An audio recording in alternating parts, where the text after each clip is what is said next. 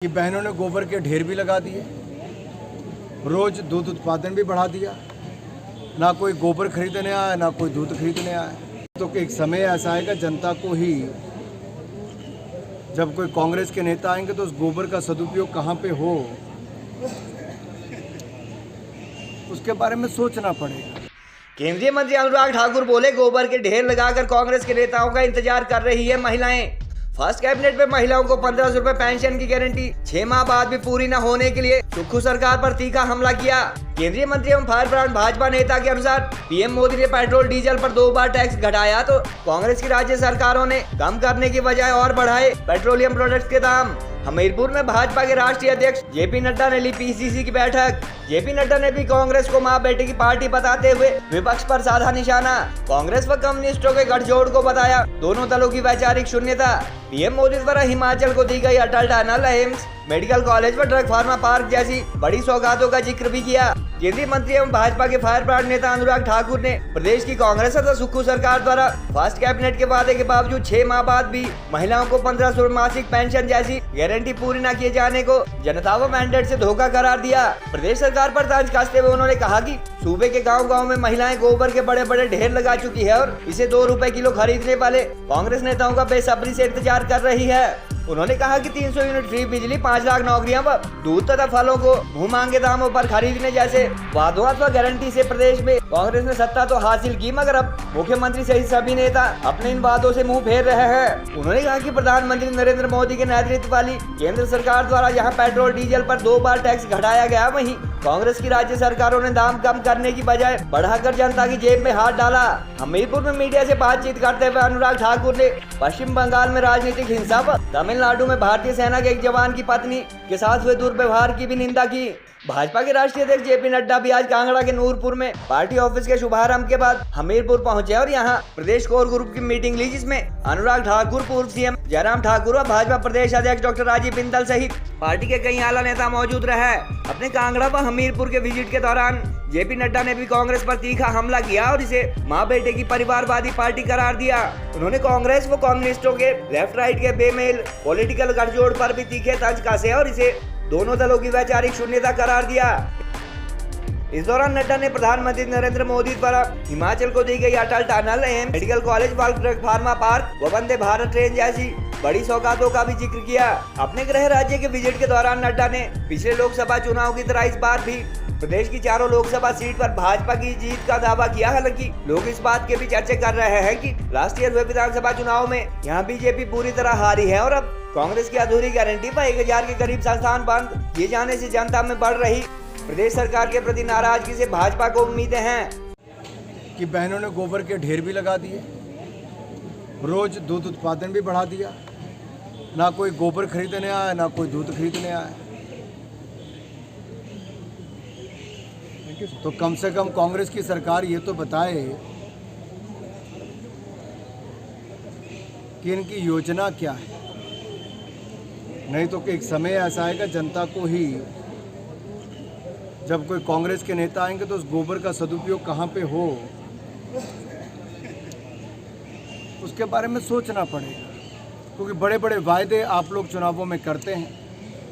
अब दूध तो कोई स्टोर करके नहीं रख सकता है।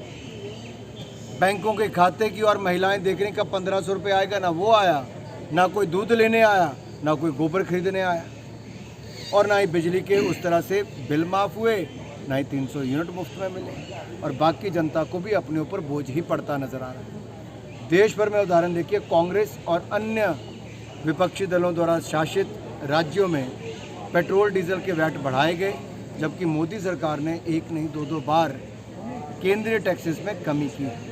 इससे साफ तौर पे पता चलता है कि इनकी सोच क्या है, जनता के ऊपर बोझ डालती है। इसमें महासंपर्क अभियान में आज अपने प्रदेश माननीय राष्ट्रीय अध्यक्ष जी आए, बहुत शानदार कार्यक्रम भी हुए और नूरपुर और पालमपुर के कार्यालयों का उद्घाटन भी किया गया और उसको समर्पित भी किया गया, और आज कोर ग्रुप की बैठक भी है। इन सब के चलते जहां एक और आने वाले चुनावों को लेकर भारतीय जनता पार्टी संगठन को और मजबूत करेगी, जनता के बीच में जाएगी मोदी सरकार की उपलब्धियों को लेकर, वहीं इस बात की खुशी भी है कि आज जनता ने ऐसा प्रधानमंत्री देश को दिया है जिसने देश का मान सम्मान बढ़ाया, गौरव बढ़ाया। इसकी बधाई और धन्यवाद जनता का भी। और निरंतरता और स्थिरता देश में बनी रहे, सरकार की बनी रहे, क्योंकि मजबूत नेता आज दुनिया के लिए उम्मीद बना है। भारत और भारतीयों में दुनिया ने उम्मीद देखी है। पश्चिम बंगाल में चुनाव आने पर हिंसा नई ऊंचाइयों पर पहुंचती है। चुनाव हो जाए तब भी हिंसा का दौर खत्म नहीं होता। ये कैसी ममता दीदी की सरकार है। पिछली बार विधानसभा के चुनाव हुए तब ये हाल था। विधानसभा के चुनाव पूर्ण हुए तब भी भारतीय जनता पार्टी के हजारों कार्यकर्ताओं को प्रताड़ित किया गया, मारपीट की गई, और यहाँ तक कि हमारे राष्ट्रीय अध्यक्ष के, हमारे केंद्रीय मंत्री के, उन पर भी पथराव, बम फेंकने जैसी घटनाएं होना, ये कैसा लोकतंत्र है ममता दी? क्या हार का डर इतना सताता है?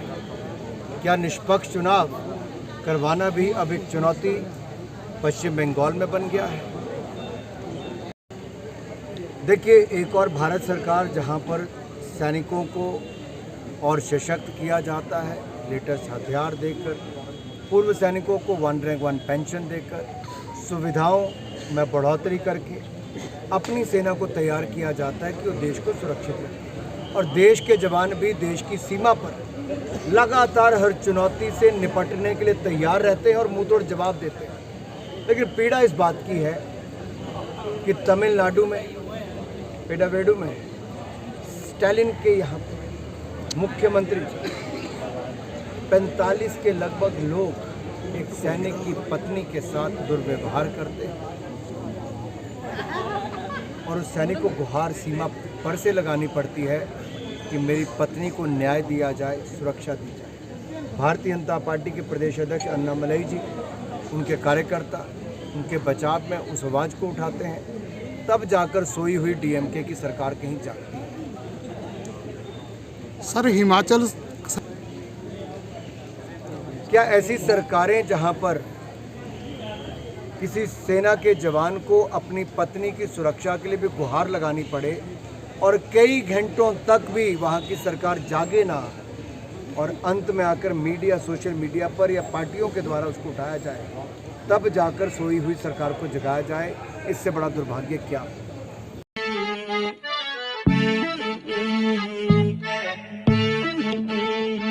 हाँ, खुसरो निजाम के बल बल जाइए, खुसरो निजाम के बल बल जाइए, मोह सुहागन की नीरे मोसे नैना मिलाई के, छाप तिलक